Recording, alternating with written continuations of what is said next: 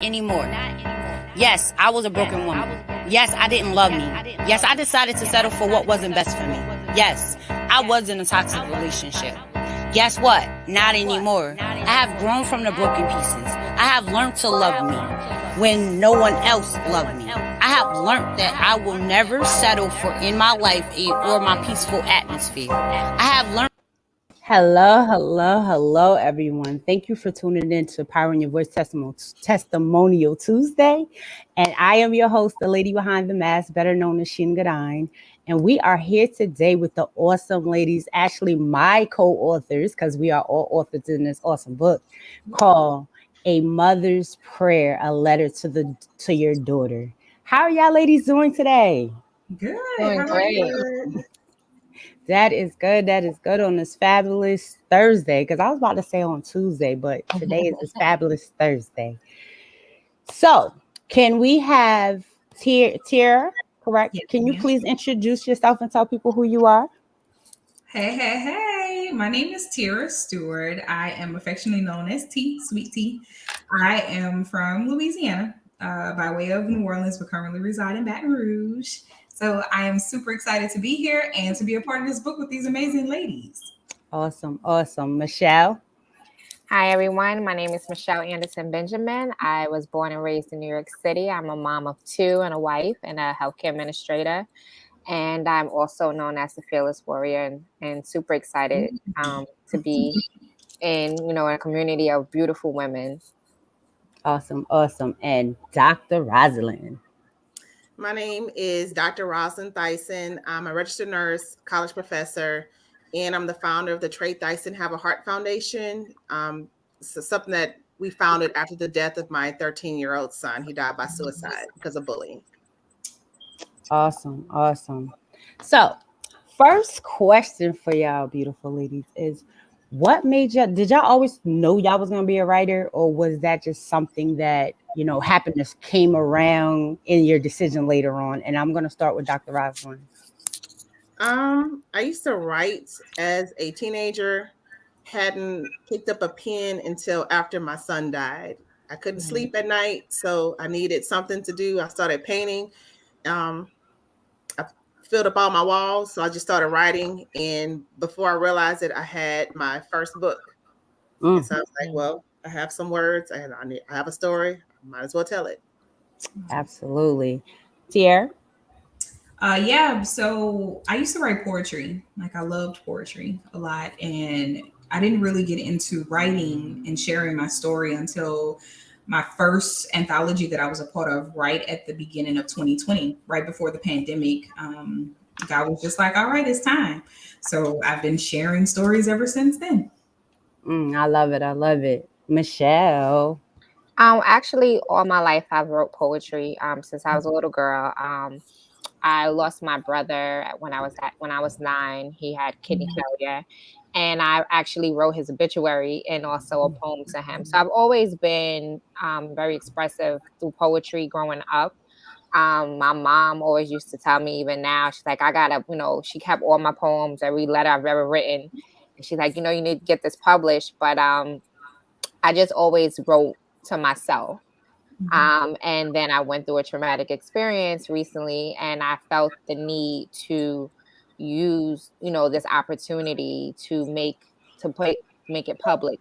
And once we get into why, our chapters, I explain why it was so important for me to finally put it out there for other people to see as well. Absolutely. I love it. And it's crazy that I am a poet as well. So we have got the poets in the building. See, tell you, collaborations already right there. Because my first 2 books is poetry. So yeah, I took my traumatic situation and I wrote it in poetry and told the story of, my situation. So see, the poetic vibe. I've been writing since I was 12. So yes. So we gonna get into why did we decide to get into this project. So Teara, tell me, why did you decide to get into the project of A Mother's Prayer? So most people don't know because I talk about my 3 sons that I have, but I had a daughter and I carried her full term. until 2 days before she was due.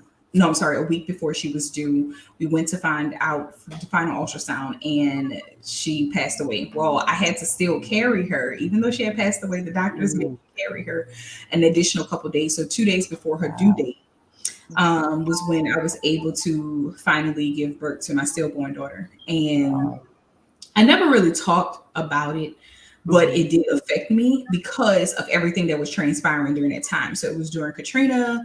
And by me being from New Orleans, I moved to Memphis, and I was going through a divorce. I was young. I got married when I was 19. So I was young, and I had already had a son. So it was just a lot that was going on around that time. And I carried a lot of guilt with me because I felt that if I wouldn't have been so young, then things would have been different. Or if I would have made more money, then I could have had better doctors, because coming from Katrina, I lived in Memphis. I was on Medicaid, and I had to go to the doctors that they wanted me to go to. So I was like, well, if I had more money, then I could have gotten better doctors. I could have gotten better care, and she would have still been alive. So I carried a lot of guilt for a really long time. And because of the fact that I didn't talk about it, it was starting to come out in other ways, because I would say things like, when I would see mothers with their daughters, I would always wonder, well, I wonder what she would look like now. And I wonder what her personality would be now. And now that I have a business and I have my sons,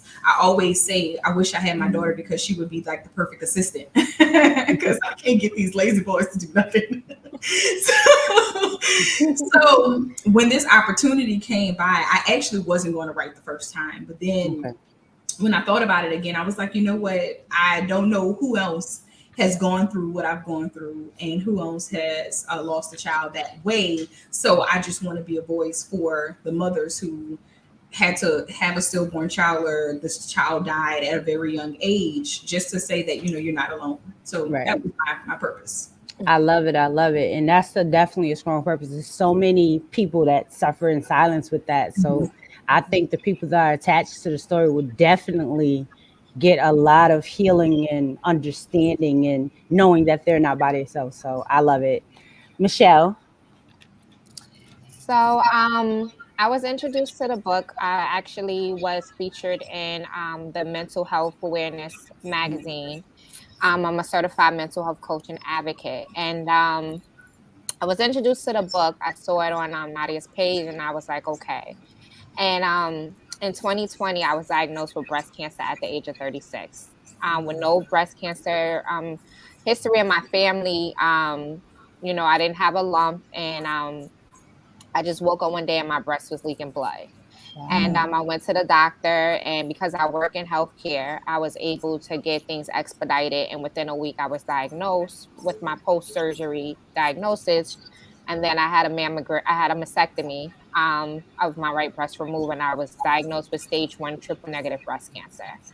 So because it's triple negative, there's very limited treatments out there, because they really don't know why triple negative is happening. But African American women are the highest rate of individuals being diagnosed with this subtype. So I went through 15 rounds of aggressive chemotherapy, multiple surgeries. I had complications, and I'm also, I'm a mom. I have a 15-year-old son and a 5-year-old daughter. So I did genetic testing, and I was told that my daughter would have to start having mammograms at 25. Wow. And for me, as a young person being diagnosed with breast cancer, when you hear words cancer, you think death immediately, right? So right after I was diagnosed, I gave myself 30 days to prepare for my death. Like, I made sure my affairs were in order, my will was ready, my kids would be well taken care of in my absence. And most people are not thinking about that at 36. Right. Some people don't even have life insurance at 36. Right. But I didn't go into breakdown mode. I went into survival mode of making sure that everybody around me was taking care of that mattered. But the reality of it is, I really, took the time to start really just analyzing how am I going to deal with this on a mental and emotional factor as well. And by doing that, this book was an opportunity for me to get those feelings of guilt out, because at the end of the day, as a parent, you don't want to feel like you're passing off something to your children. Right. And although it's not, I know, it's out of my control. The fact that my daughter would have to have these conversations at 25 and every year from that point on to get, mammograms, and that she's at high risk because her mom had breast cancer is something that I have to live with. But I also wanted to prepare her for that moment, whether I'm physically there or not. So my chapter is literally a letter to her, literally as a conversation of on her 25th birthday, letting her know, because as even at 5, even now she checks her buttons every night. So I'm already instilling the education in her now. She knows, she's seen my struggle. She's seen me go through my journey. She's seen, how I look when I lost my hair, and I keep pictures of myself and images of affirmations to remind not only myself, but to show them. But a lot of my strength came from them because at the end of the day, they were watching me and seeing how I was dealing with an obstacle in life, right? So Right. I wanted them to show, I wanted to let them know, like, regardless of whatever you're hit with in life, you always stand strong. You're always fearless. And that is how the Fearless Warrior advocacy coaching was formed, simply because it's a legacy that I want to leave. I always tell people, my mission is to make sure that my kids can stand strong to talk about who their mother was if I was not here to speak for myself. And by doing that, I have to show them. Right. But this book gave me an opportunity to actually write a love letter to my daughter, literally preparing her for this moment and getting her mindset straight. So everyone that has read it, because I didn't even share it with my husband. I didn't share it with anybody. I just sent it. But the mindset is so important. The mindset is so important. And it took a lot, because it took a lot for me to put it on paper, Right. because then it made it real. Yeah. So for me, I can recall when I was going through chemotherapy, I was the only Black person really sometimes in the room. But I would come in there with my hoodie on, headphones blasting Lil' Kim, like like I was going to the club. Like, I came in thugged out ready. I ain't even care. and that's how it was every single time. I was in there making TikTok videos. Like, it was my journey and I was doing it my way. And this is how I am. Like, this is just how, but I wanted her always try to instill in them, like, just because this is what life throws at you doesn't mean you have to break down to it. Right. We have to always enjoy the moments for as long as we have. So, I'm a music lover. I play music for everything. Like, I literally had a mastectomy party prior to my surgery the day before. We was in here jamming to Tina Marie, and you with the lights, with LED lights all over it. And I'm with my 5-year-old child, my 50-year-old son, and my husband. But it's the reality of just, it's acceptance for me as a mom, but also assuring that if I'm not there to hold her hand during this process, she knows that her mom set her up to be fearless and to be able to, one, advocate for herself, speak up for herself, not go in there with her head down, because that's not the stock she came from. So, like, when I mean, this book has, I hold a lot in.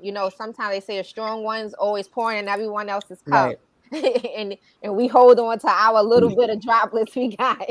Right. But I that was my way, I guess, allowing people to see what I deal with mentally, the struggles I deal with, because people just see strength on the outside and they see, oh, she's so passionate. She's dealing with this situation with a smile on her face, and they don't really realize the battle that's internally happening. So, that's my chapter. Sorry. No, you're fine. Because you actually answered one of the questions I was going to answer, but it asked, but you're fine. You gave the information. I love it. Dr.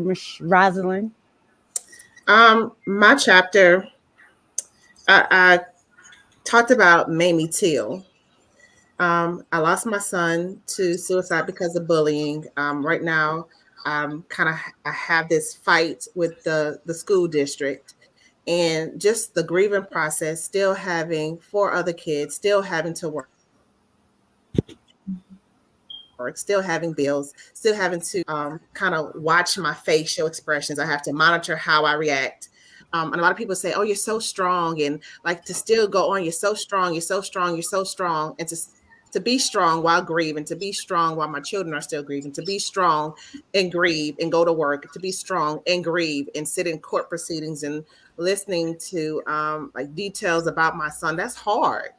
It's hard. And so I often tell people, like, I know how Mamie Till must have felt to have to grieve and miss her son and still fight for him.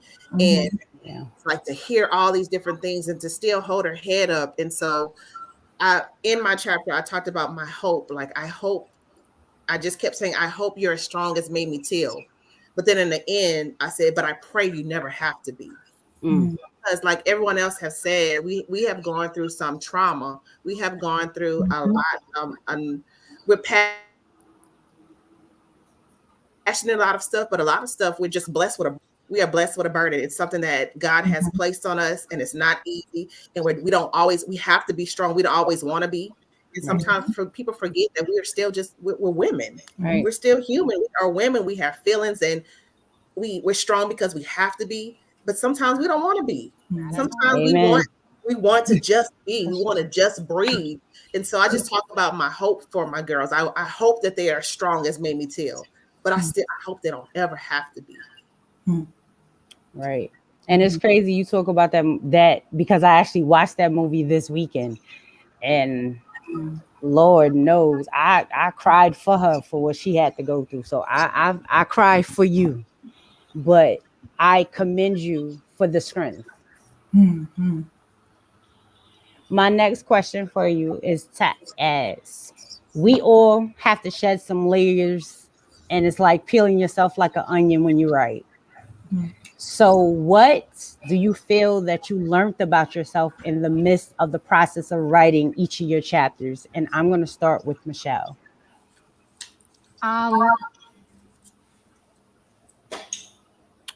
What I learned most importantly is that this is just the first step of something major.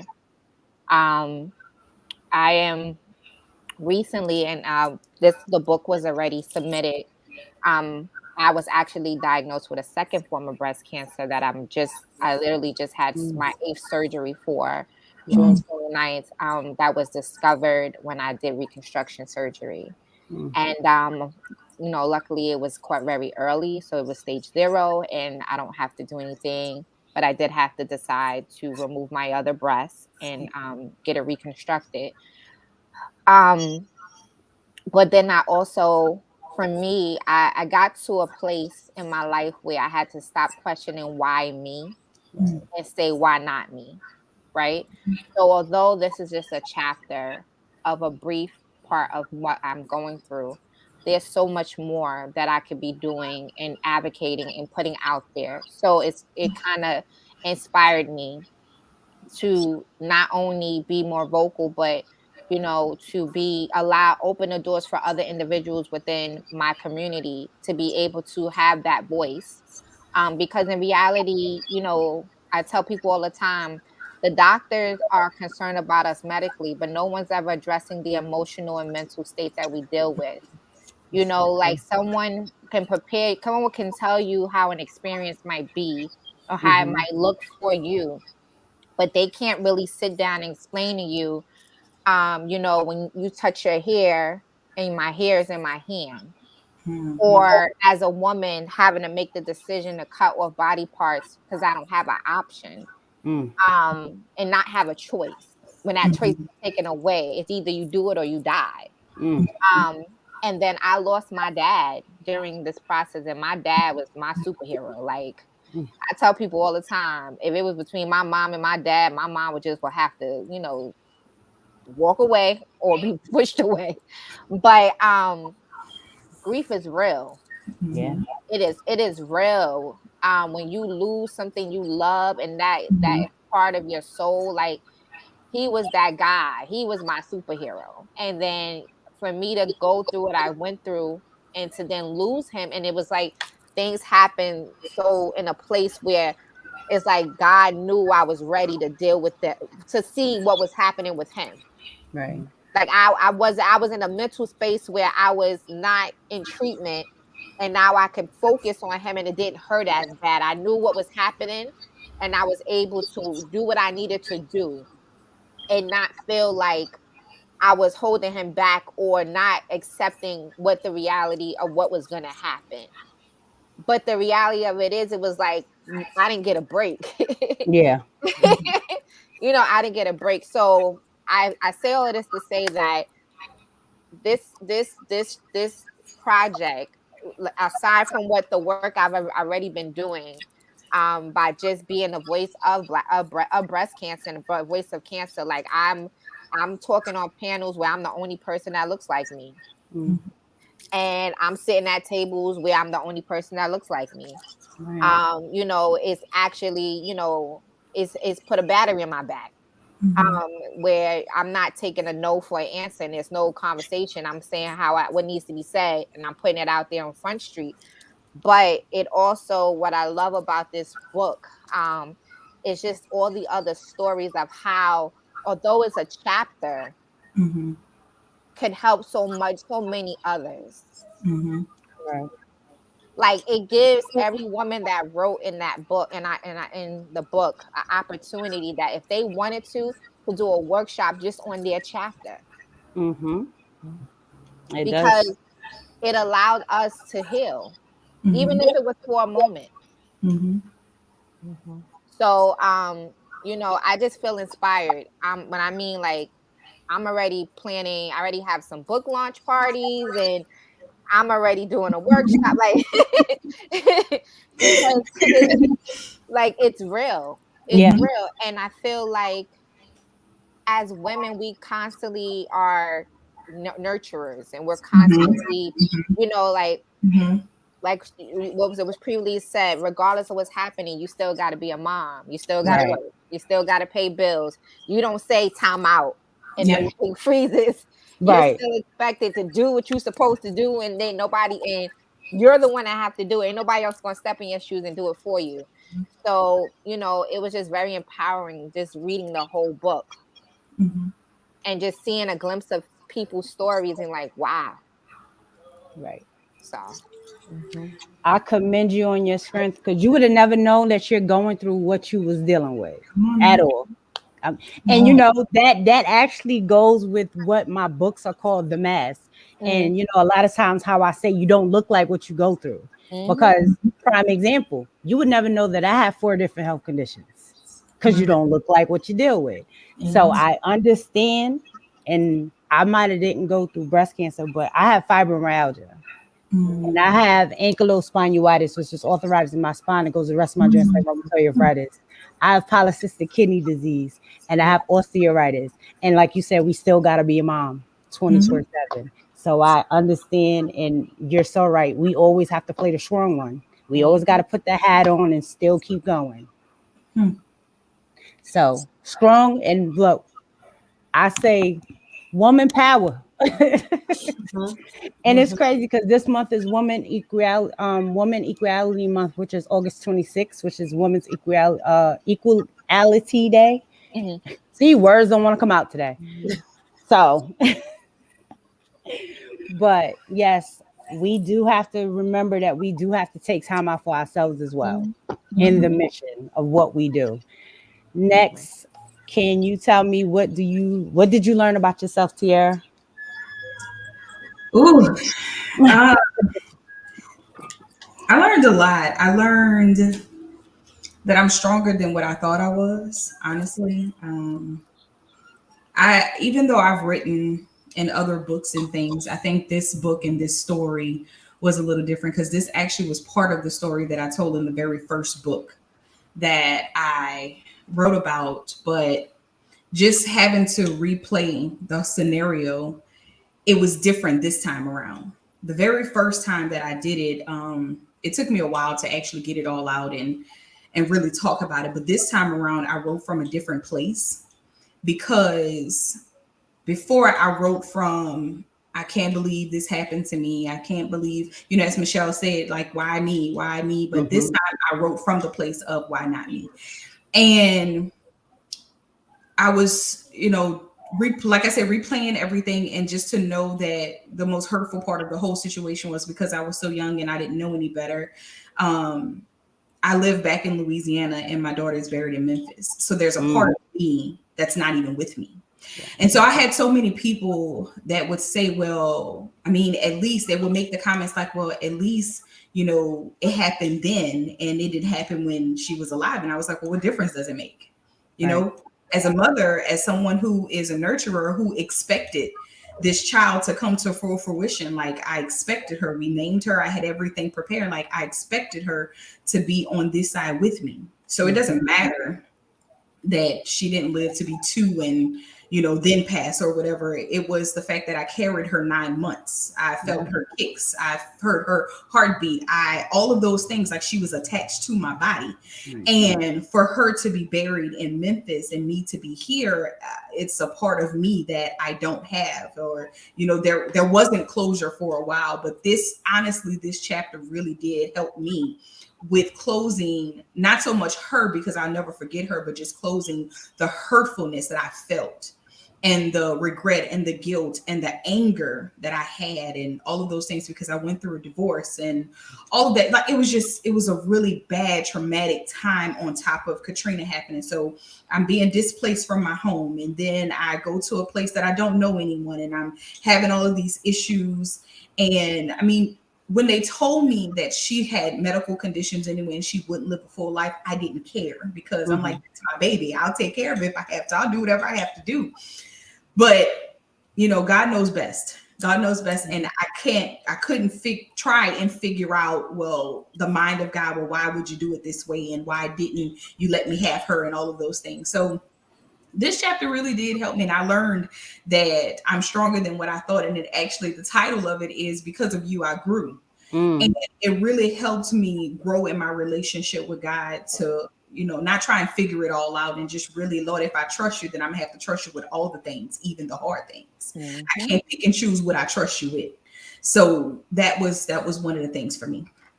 I love it. I love it. Strength in knowing that you are stronger than you are, how to say, the power in your voice, the power is within you. Dr. Rosalynn.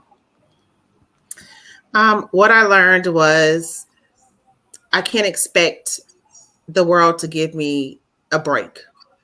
I can't expect that. Whenever this opportunity came, I was forced to pause and get my thoughts together. And when you pause, you're breathing. And when you're breathing, you realize, oh, wait a minute, I'm still me. I'm still just me. And so I had to realize, and even writing this poem to my 3 girls, about how, yes, to be strong, but I don't want you to have to be that strong. And the world is going to look at you and they're going to see a woman, they're going to see a Black woman, they're going to see strength, and they're not going to understand where that strength comes from. And so sometimes we have to look to each other, those who have to be strong all the time, we have to bound together. And in this book, the amount of women that just came together, and our stories may not be similar, but the foundation is strength. And this gave all of us an opportunity to say, hey, we are not alone in this. We are all strong because we have to be. And although strength looks like it's something glamorous, it's not always glamorous. It's not a trophy. Like I said that before, strength is not a trophy that we want. Like, that is not the prize.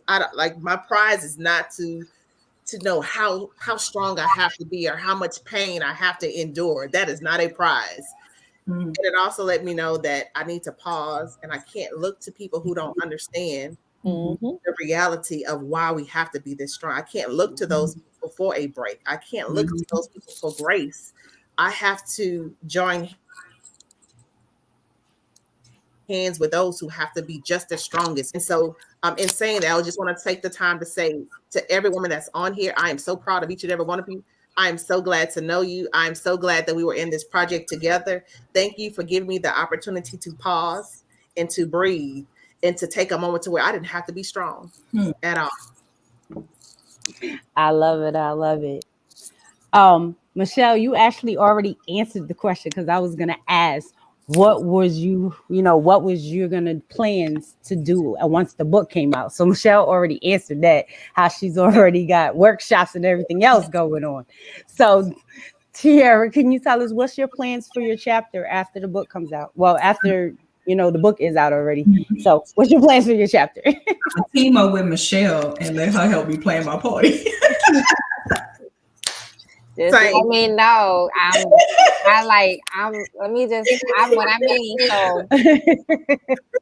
I did sound healing therapy this Sunday in Brooklyn. And I'm very spiritual. I believe in spiritual connection. And when I mean, like, you go in and you speak, you have to talk about why you're here and what you want to release and what you want to let go. And when I mean these women, the two women that ran the they just were in tears. And then we were just talking, and it was just like, so, these were total strangers. I never met them before. I had to trust them, because with sound therapy, you're literally blindfolded and you can be wrapped up, and stones are put around you. And I don't know them, and I had to literally trust someone. So they could have lit a match and set me on fire, right. But I had to trust someone. And when I mean, the connection was just so real. And then my assessment afterwards, and what chakras were where I was inactive, where my body wasn't in alignment, it was the fear of losing control, being fatigued, going through, not being stable, not feeling stable, the fear of drowning, the fear of hurting others, and hurting others in a sense where, as a mom, we don't want our kids to ever be fearful of anything. And even like, I have a 15-year-old son, and my son has experienced bullying before, heavy. And I was just, and I've had those conversations with him about how does that make him feel. And sometimes our kids just don't want, we don't know everything, and we're not able to fix everything. Right. And there were things that transpired that I didn't know about until after it happened. And, there's things that even now, he's 15, he'll bring up stuff from 3rd grade that someone said to him, and you're like, what? Right. That happened. Like, so where they live at, And, but it's like, they don't tell you these things, and you want to protect them from everything. You want to protect them from everything, and sometimes even protect them from themselves. And Queen, I just commend you, because I as a mom, I know to how it feels to know that your child is hurting, and and unfortunately that happened, and I just want to virtually hug you. I really do, and give you all the praise, because one of the hardest things, and I tell people all the time, as a child growing up, I used to give my mother hell. Now that I'm a mom myself, I'm like, what in the world? Right. Like, I used to give my mother hell, and I'm the youngest of 5. But now I be like, oh my God. Like, my son is 15, and he be tunnel vision. I be like, Harry, you gotta look at the street. You gotta pay attention to. You live in New York City. Don't you know anything can happen at any time? And then I have a 5-year-old daughter that's just the love of life. Sits through TikTok. She's the life of the party. But when I'm on them like a hawk, I'm on them like a hawk. But at the end, it's so much, and it's like, this project allowed us to be vulnerable. Yeah. Because we're always so strong. So Definitely. Whatever you guys want to do, we could link up, do virtual. I'm down for it. I'm down for it. Yeah. Yeah, that's awesome. Absolutely. I hadn't really Yeah. planned anything though. I hadn't really planned anything out because I don't know. I just hadn't. Like I just hadn't just yet. I'm still like in shock and all that it all happened. It all came together the way that it did. And I'm just like, you know what? I'm gonna just wait a minute. We gonna breathe. Right, Dr. Ross? We gonna breathe. That's what we're gonna do. we gonna link Right. over the show. That's what we gonna do. That's what we're gonna do. That's what we're sound like a plan to me. Sounds like a plan. Look, sound like a plan to me. I mean, you know, Mhm. absolutely, absolutely. I love it. I love it. My thing, like you said, we have to be so strong. So I would like each one of y'all to give a message to a mother that's out there that, you know, how they say we always pouring in. So we know there's strong mothers out there that need some pouring into. So I want each of y'all to pour into the people that are watching and that will watch later. Just give them a message to, you know, give them strength, empowerment, and just faith. And I will start with Dr. Rosalynn. I think the first thing I want to say is give yourself some grace. Give yourself some grace. There is no rule book. There's no instructions. Give yourself some grace. Breathe. Take some time to breathe. You're a human, and sometimes you're doing the best that you can. And just my biggest thing is give yourself some grace. If I could say that 10 million times, I will, because that's something I had to learn. Give yourself some grace. Amen. Michelle. Key things that I say to myself, affirmations: you are confident, you are beautiful, you are strong, and you are fearless. There's nothing in this world that you cannot do if you put your mind to it. But at the end of the day, self-care is not being selfish. So true. Your So self-care true. matters. Self-care is not being selfish. You have to be cocky with yourself. Period. Yeah. Y'all heard that, right? You got to be cocky with yourself. Period. Period. Hashtag be cocky with yourself. So- Got it. Yes, because you know we move mountains for everybody, Right. but can't move mountains just to give ourselves 5 minutes to breathe. Ooh. That's true. So I had, you know, I'll just give a technique that I do. I don't set a time, but I demand and I make sure and I'm consistent. I give myself at least a shower meditation every day. That can sometimes be at 8 o'clock at night or 3 o'clock in the morning. But it needs to happen. Yeah. And if it don't happen, I check myself. I like it. They said hashtag give yourself some grace. They said amen, and they said powerful. So they out there listening, ladies. Teara. Everything that the lady said, but also, Mama, you got this. Right? Yeah. You got Right. this. Right. Along with giving yourself grace and being cocky with yourself, period. Don't forget the period, sis. Don't forget the period.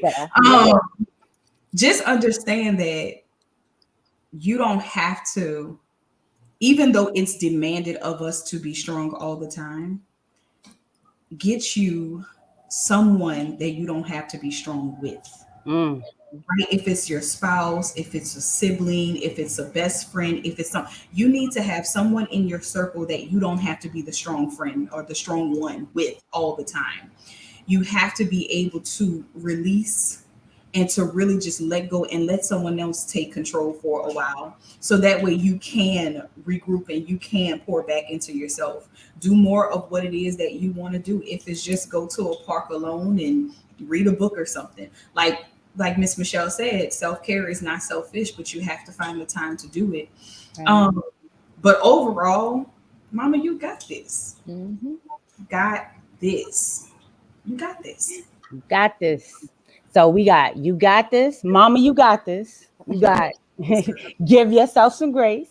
Mm-hmm. And we got hashtag be cocky with yourself, period. And one last one. No is a whole sentence. A Mm. whole Yes. Yes. sentence. No. Yes. No. It With could no be a paragraph too, you know.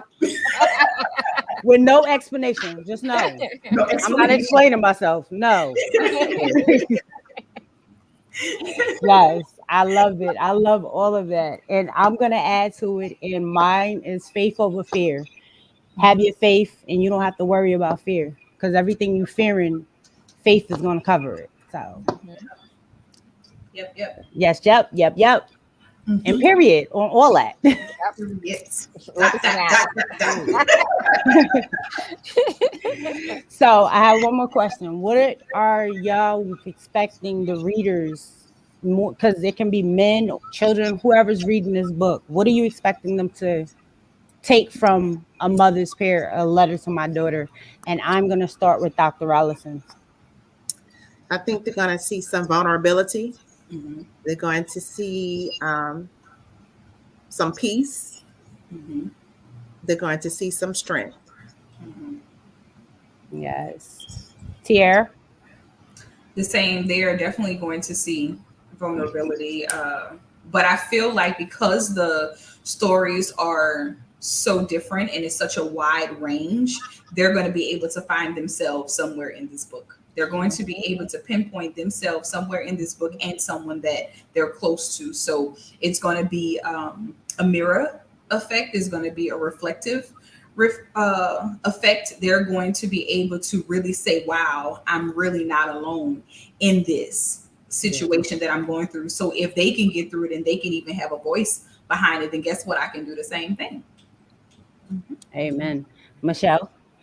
I'm gonna piggyback everything the queen said, both queens said, but I honestly think this book is a opening for conversations. Mm-hmm. Yeah. You know, oftentimes things are kept quiet. Mm-hmm. And this is an opportunity for conversations to happen amongst families. Mm-hmm. Hard conversations, truthful conversations, you know, things that have, you know, transpired. You know, we don't have to wait till someone passes to Mm-hmm. find out some things and or how someone felt. Or also, you know, rebuilding relationships, you know, that might be broken. Is definitely going to be a opening for conversations. Yes.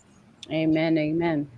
So, ladies, I would like all of y'all to be able to tell people how to connect with you, how to purchase the book, where they can meet y'all at if they want to get the book, or anything that y'all are having going on. So, I will start with Teara. You can find me on Facebook, Teara F. Stewart, or Leader Tree Consulting Group. You can also visit my website at www.leadertreeconsultinggroup.com. And yeah, I'm always in these social media streets. You can find me. Michelle. I could be found on Facebook and Instagram under the Fearless Warrior Project LLC. I'm also under my name as well. You can email me at info@thefearlesswarriorprojectllc.com.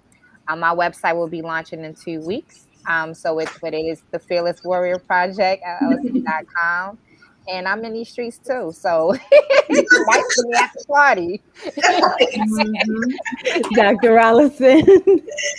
You can find me on Facebook and Instagram at Rosalynn Patrice. Also on Facebook and Instagram under the Teara Thyssen Have a Heart. And the website is ihaveaheart.org. All right. Like these ladies says, you can find them in these streets. I would like to thank my fellow co-authors of A Mother's Prayer, A Letter to Your Daughter, for coming on the podcast to bless us with all this awesome, powerful words, encouragement, and empowerment. Go get the book. It's out. Mm-hmm. The ebook. Congratulate to us because, we made international bestseller and we made bestseller. So, let's give ourselves a round of applause and keep up the great work as always. And, let's just keep pouring into people. And remember, Take time out for yourself. Period. And period.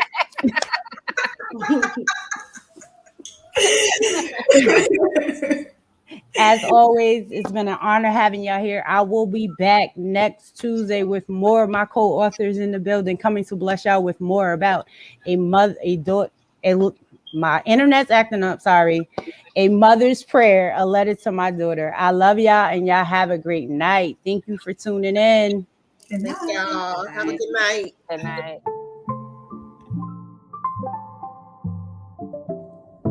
Introducing to some and reintroducing to others. Speaker, entrepreneur, motivational coach, and author, Sheena Gadine. If you wish to contact her, you can contact her via email at sgadine16@gmail.com or